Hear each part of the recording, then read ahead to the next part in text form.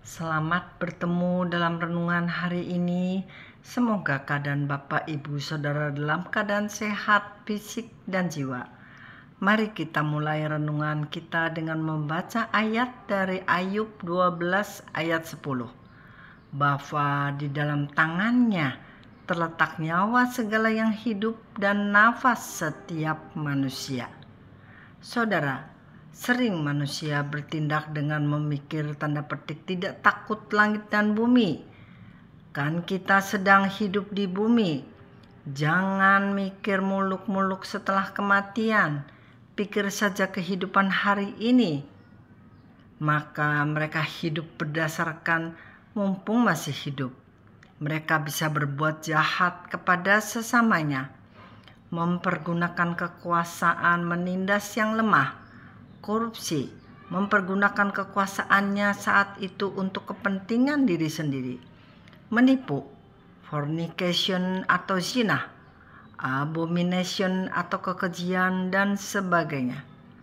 Tetapi ayat di atas menguraikan bahwa nyawa kita yang hidup yang disebut manusia ini ada di tangan Tuhan.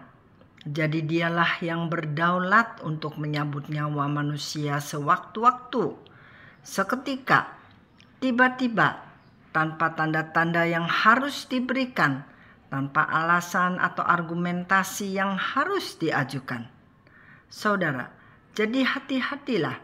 Kita diselamatkan dengan kasih karunia Tuhan untuk melakukan perbuatan-perbuatan yang baik, bukan perbuatan-perbuatan yang tidak terpuji. Selagi napas yang dianugerahkan Tuhan masih ada pada kita, marilah kita melakukan perbuatan-perbuatan yang baik. Ayat selanjutnya mengatakan dari Ayub 12 ayat 11, bukankah telinga menguji kata-kata seperti langit-langit mengecap makanan?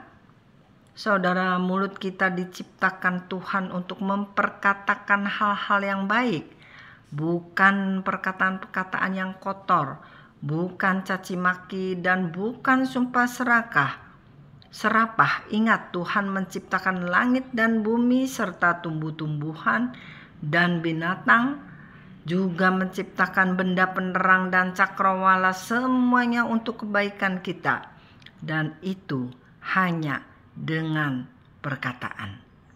Sekali lagi, jagalah perkataan kita agar harmoni dengan Tuhan, sehingga doa kita sama frekuensinya dengan Dia dan tertangkap jelas oleh telinga Dia.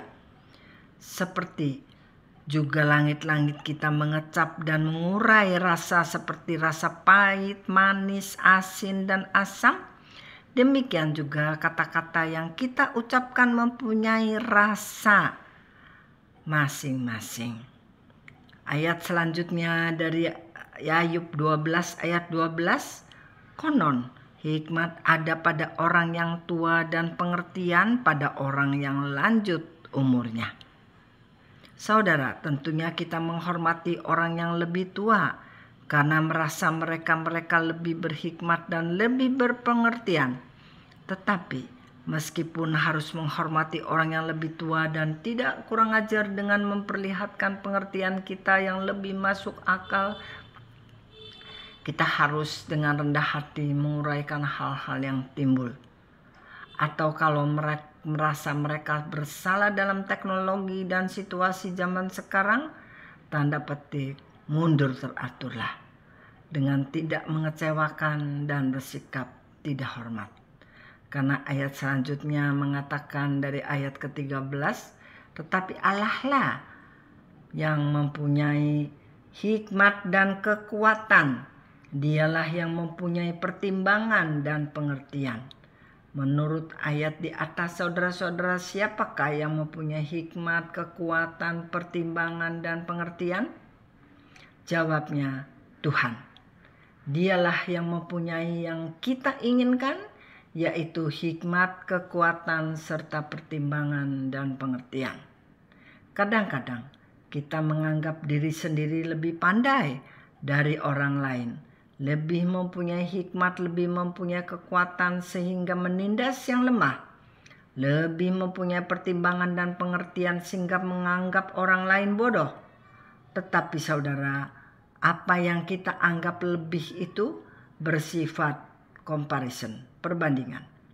Lebih berhikmat dibandingkan si Anu berarti kita lebih berhikmat daripada si Anu. Tetapi orang lain bisa-bisa lebih berhikmat dibandingkan kita. Kita bisa merasa lebih kuat dibandingkan istri kita.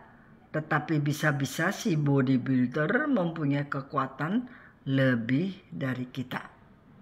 Bapak, Ibu, saudara-saudara, Tuhanlah yang absolut, mempunyai hikmat, kekuatan, pertimbangan, dan pengertian. Tidak ada yang lain. Jadi mintalah kepada Tuhan yang empunya bagian yang kita inginkan dan Dia mengetahui porsi yang akan dianugerahkannya kepada kita. Janganlah kita bermegah seakan-akan kita memiliki hikmat, kekuatan, pertimbangan, dan pengertian. Tetapi hal itu semua adalah milik Tuhan yang dianugerahkannya kepada kita. Demikianlah renungan hari ini. Kesehatan fisik dan jiwa yang dianugerahkannya kepada kita sudah kita terima dengan rasa bersyukur. Sampai bertemu lagi di lain kesempatan. Maranatha.